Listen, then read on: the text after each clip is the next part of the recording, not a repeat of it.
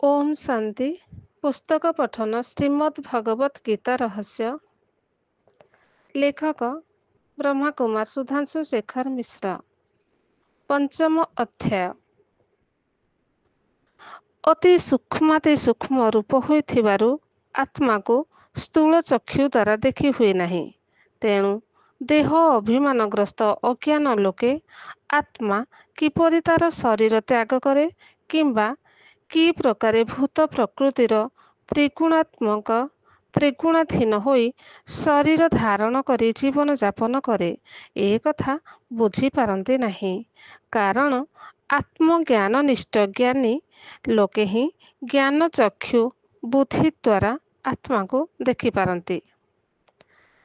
उत्क्रामन्तं स्थितं वापि भुञ्जानं वा गुणानित्यं विमूढानानुपश्यन्ति पश्यन्ति ज्ञानचक्षुषः। ସେମାନଙ୍କ ଦୃଷ୍ଟିରେ ଆତ୍ମା ଅଜର ଅମର ଶାଶ୍ୱତ ପୁରାତନ ଓ ସର୍ବଦା ବିଦ୍ୟମାନ ଥାଏ। ଶରୀରର ମୃତ୍ୟୁରେ ଆତ୍ମାର କୌଣସି କ୍ଷତି ହୁଏ ନାହିଁ।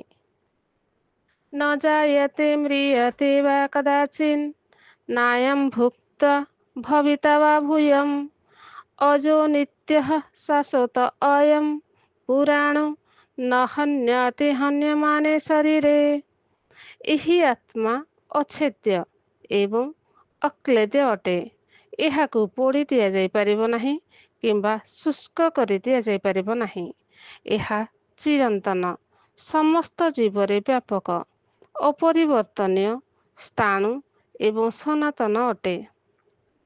ଅଛେଦ୍ୟ ଅୟମ୍ ଅଦାହୋ ଅୟମ୍ ଅକ୍ଲେଦो ଅଶ୍ଲୋଷ୍ୟ ଏବ ଚ ନିତ୍ୟଃ ସର୍ବଗତଃ ସ୍ଥାଣୁର ଚଳୋ ଅୟମ୍ ସନାତନଃ। ଆତ୍ମା ଜ୍ୟୋତିର୍ବିନ୍ଦୁ ସ୍ୱରୂପ।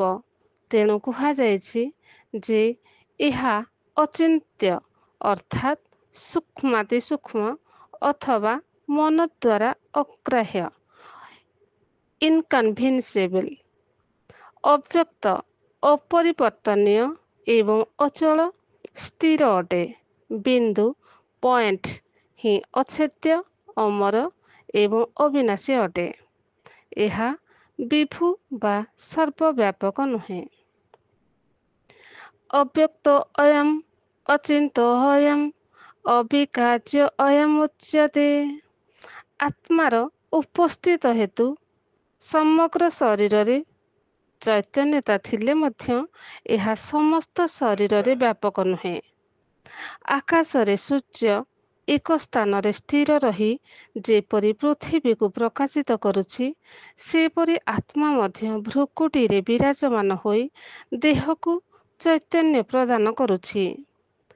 ଯଥା ପ୍ରକାଶୟତେକଂ କୃଷ୍ଣଂ ଲୋକମିମଂ ରବିଃ କ୍ଷେତ୍ରଂ କ୍ଷେତ୍ରୀ ତଥା କୃଷ୍ଣଂ ପ୍ରକାଶୟତି ଭାରତ।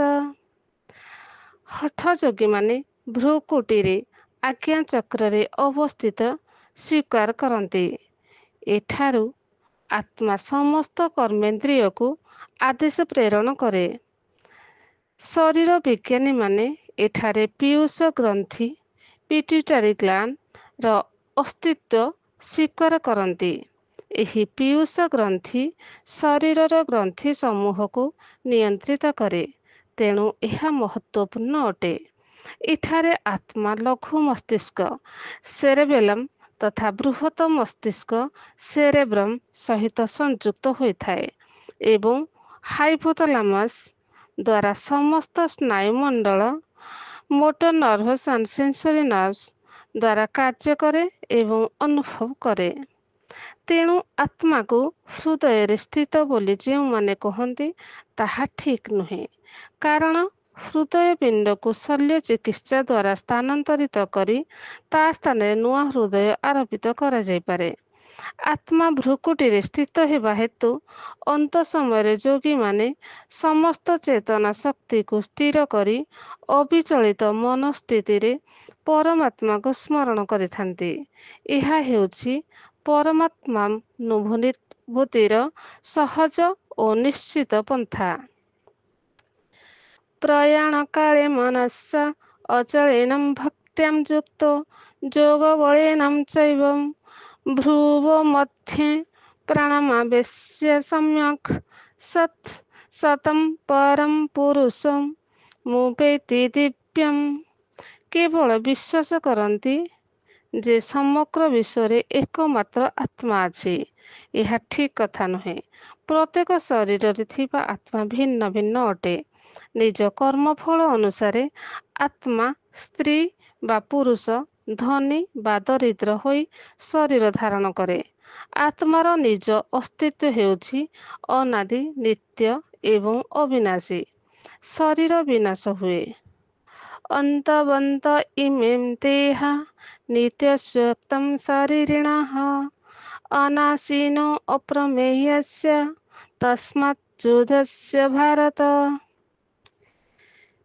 କେହି କହନ୍ତି ସମୁଦ୍ରର ପାଣି ଫୋଟକା ଯେଉଁପରି ଉତ୍ପନ୍ନ ହୋଇ ପୁଣି ସେଥିରେ ଲୀନ ହୋଇଯାଏ, ସେହିପରି ଆତ୍ମା ପରମାତ୍ମାଙ୍କ ଠାରୁ ଉଦ୍ଗମ ହୋଇ ପୁଣି ନିଜ ଅସ୍ତିତ୍ୱକୁ ତାଙ୍କଠାରେ ଲୀନ କରିଦିଏ। ଗୀତା ଏଭଳି କପୋଳକଳ୍ପିତ ସିଦ୍ଧାନ୍ତକୁ ଭ୍ରମାତ୍ମକ ବୋଲି କହେ। କାରଣ ଆତ୍ମା ଅଜନ୍ମା, ଅମର, ଅନାଦି ଏବଂ ଅବିନାଶୀ, ଯାହାର କାହାଠାରୁ ଉଦ୍ଗମ, ନିର୍ଗମ ବା ନିଷ୍କାସନ ହୋଇନାହିଁ ଏବଂ ଯିଏ କାହାଠାରେ ପ୍ରବିଷ୍ଟ ଅଥବା ଲୀନ ହୋଇ ନିଜର ଅସ୍ତିତ୍ୱ ହରାଇ ବସେ ନାହିଁ, ତାକୁ କେବଳ ଅବିନାଶୀ କୁହାଯିବ। ଗୀତାରେ ଯେଉଁଠାରେ ମଧ୍ୟ ଲୀନ ଶବ୍ଦର ପ୍ରୟୋଗ କରାଯାଇଛି, ତାହା ଆତ୍ମାର ଅବ୍ୟକ୍ତ ଅବସ୍ଥାରେ ରହିବା ଭାବକୁ ବୁଝାଏ। ଏହି କଥନର ସତ୍ୟତା ପାଇଁ ନିମ୍ନୋକ୍ତ ଶ୍ଲୋକ ବିଚାରଣୀୟ। ଅବ୍ୟକ୍ତାତ୍ ବ୍ୟକ୍ତୟଃ ସର୍ବାଃ ପ୍ରଭବନ୍ତ୍ୟହରାଗମେ ରାତ୍ରଙ୍ଗମେ ପ୍ରଲୀୟନ୍ତେ ତତ୍ରୋऽବ୍ୟକ୍ତଶକ୍ୟକେ। କ୍ରମଶଃ ଓମ୍ ଶାନ୍ତି।